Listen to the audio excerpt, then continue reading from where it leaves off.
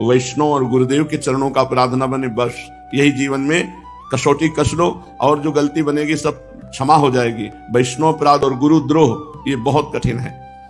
गुरु जी की निंदा करते हैं, गुरु जी की अवहेलना करते, सर्वनाश। गुरु निंदक होता है उसकी कांति नष्ट हो जाती है। जो गुरु निंदक होता है वो अल्पायु में मृत्यु को प्राप्त होता है, अकाल मृत्यु के द्वारा। जो गुरु निंदक होता है वो 7 कोटि कल्प पर्यंत नरक में वास करता है। अपनी कामना की पूर्ति ना हुई तो मनोरथों में असफल होने पर गुरु की निंदा करने लगते हैं, या गुरु में दोष दर्शन करके गुरु की निंदा करने लगते हैं, या गुरु को अपनी इच्छा अनुसार ना चलते देखकर गुरु की निंदा करने लगते हैं।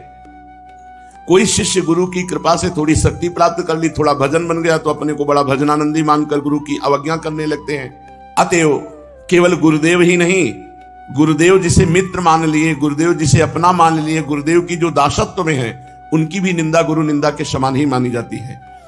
जब गुरु दर्शन के लिए जाते हैं तो जो छोटे गुरु भाई गुरु जी की सेवा में रहते हैं वो जब आरती पूजा ऐसे तो उनके चरणों को एकाग्रता पूर्वक देखकर बार बार नमन करते हैं, गुरु जी के समान उनको दंडवत प्रणाम, उनको नमस्कार करते हैं। ये नहीं कि छोटे गुरु भाई, नहीं, हमसे ज्यादा सौभाग्य इनको इस समय वर्तमान में प्राप्त है क्योंकि हमारे गुरुदेव की श्रीअंग सेवा में प्रकट है।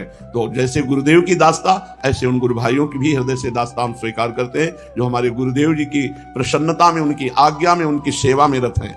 माता पिता तो गुरुदेव ही हैं, समस्त देवताओं में सर्वश्रेष्ठ गुरुदेव हैं। शिष्य की एकमात्र सदगति का कारण गुरुदेव है। भगवान रुष्ट हो जाए तो गुरु रक्षा कर लेते हैं, लेकिन गुरु रुष्ट हो जाए तो भगवान रक्षा नहीं कर सकते। वो मल का कीड़ा, विष्ठा का कीड़ा बनता है जो अपने गुरु की अवज्ञा करता है, गुरु की महिमा को कलंकित करता है। यदि गुरु पढ़े लिखे ना हो, अविद्वान हो, तो भी उन्हें भगवान की मूर्ति मानकर पूजा करे।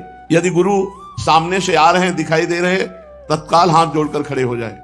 ये नहीं कि अरे तो अभी आए थे ना फिर दोबारा आए हैं तो क्या बैठे रहते, नहीं, सामने से जय बार आते दिखाई देते, एक बार हाथ जोड़कर खड़े हो जाएं। गुरु यदि चल रहे हैं, आपको चलना है तो उनके पीछे पीछे चलो।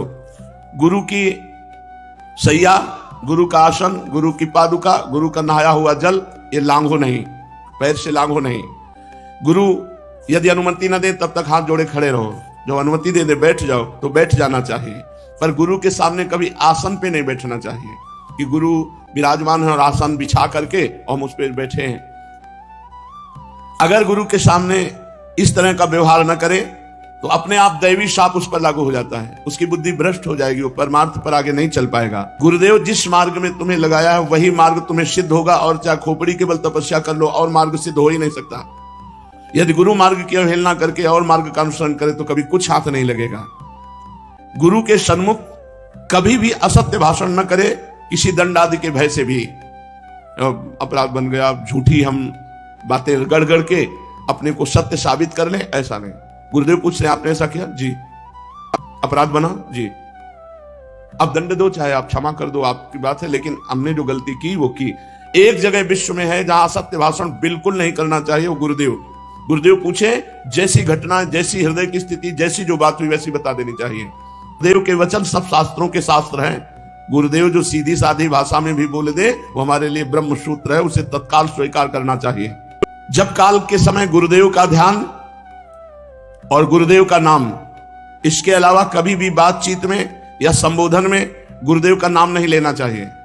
सावधान होकर के जब गुरु से बात करे तो हाँ नाथ, हाँ स्वामी, हाँ प्रभु, बस यही शब्दों का प्रयोग करें। जब तक गुरुदेव विराजमान है और वो आज्ञा न करे तो कभी किसी को दीक्षा न दे।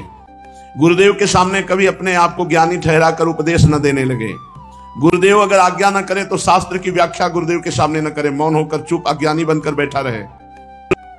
जब तक गुरुदेव की आज्ञा ना हो तब तक चुप बैठा रहे।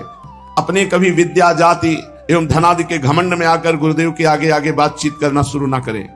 शिष्य तो गुरु की सानिध्य में सर्वदा सेवा करके ही सब सिद्धियां प्राप्त कर लेता है। ये मनुष्य शरीर मोक्ष का खुला हुआ द्वार है। इसलिए खूब राधा राधा नाम जप करो, भगवान की लीला कथा सुनो और जो कर्तव्य कर्म करो भगवान को समर्पित करो और अपने परिवार वालों को भगवान का स्वरूप समझो। पत्नी में भी भगवान, पुत्र में भी भगवान, माता पिता में भी भगवान, तभी आप इस राग से मुक्त हो पाएंगे, नहीं तो दुर्गति पक्की हो जाती है।